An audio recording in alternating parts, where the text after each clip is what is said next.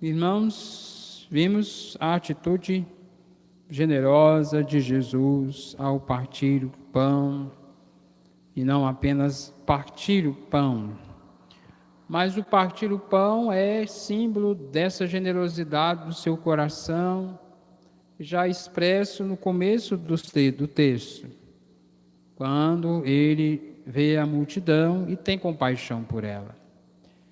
Sentimentos muito próprios de Jesus e que também devem ser os sentimentos dos discípulos de Jesus. Compaixão por uma multidão de pessoas que ainda estão famintas, se não de pão, o que seria também uma mentira muito grande nós dissermos que não existe quem entre nós lhes falte o pão. Falta. Ainda hoje falta. Ainda há quem não tem garantido o alimento para a sua família todos os dias. Ainda tem quem não tem pão.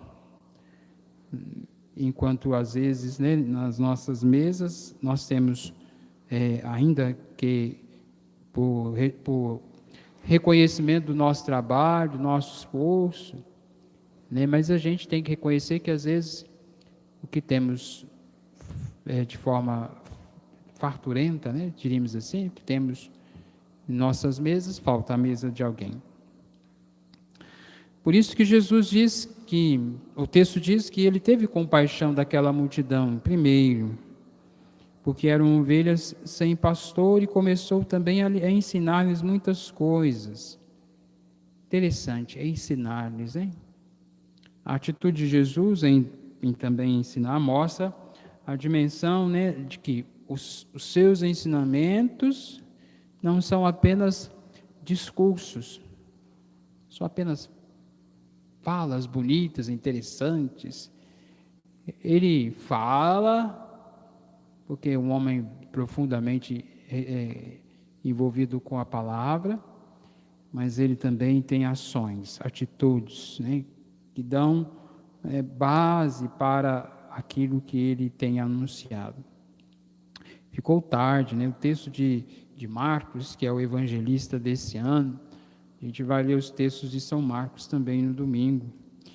E nesses textos, estão aqui, talvez um dos relatos, da multiplicação dos pães, uma das muito bonitas, uma das mais bonitas dos 3 evangelhos.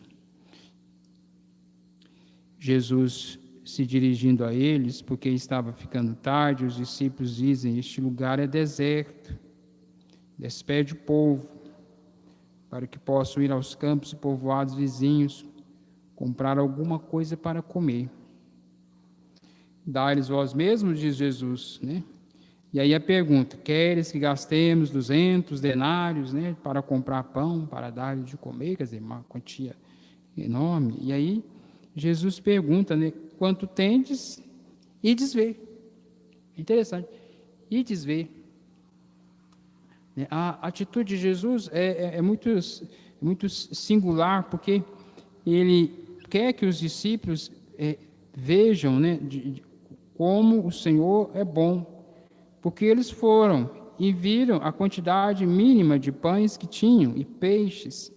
Então o Senhor mandou que sentassem, formando grupos de 100, de 50, pegou os pães, ergueu os olhos, pronunciou a bênção e depois distribuiu entre eles. Quando nós vemos Jesus distribuir os pães, nós lembramos de outra personagem muito importante que também deu ao povo, pão, quando o povo necessitava de pão, que é Moisés.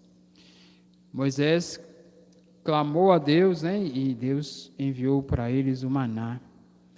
Agora Jesus, é Ele que toma o pão, é Ele que abençoa e é Ele que multiplica o pão.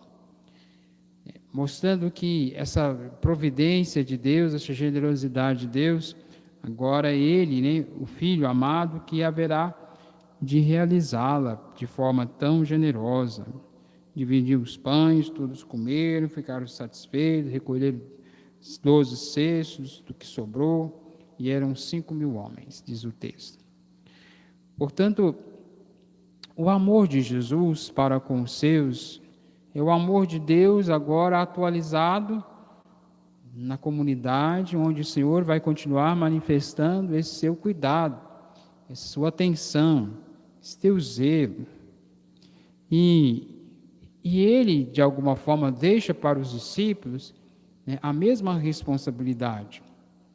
Se não a responsabilidade única do Senhor, que é, né, de multiplicar os pães, manifestar o poder de Deus, já que a comunidade o tem como autoridade, mas talvez não o tenha na dimensão da graça, ele multiplicou o pão, né?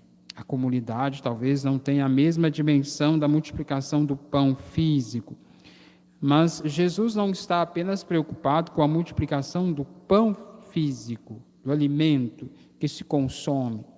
Ele quer despertar no coração da comunidade a dimensão do zelo, do amor para com os outros. Não é à toa que quando os discípulos querem despedir a multidão, Jesus impede que ele o faça. Não é, como diríamos, né? Passar a responsabilidade para outro.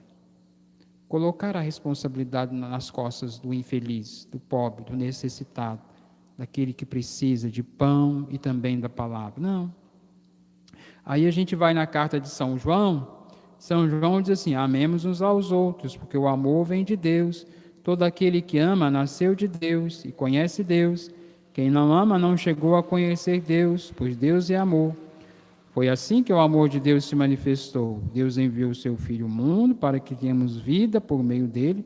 Nisso consiste o amor. Não fomos nós que amamos a Deus, mas foi ele que nos amou e enviou o seu Filho como vítima de reparação pelos nossos pecados.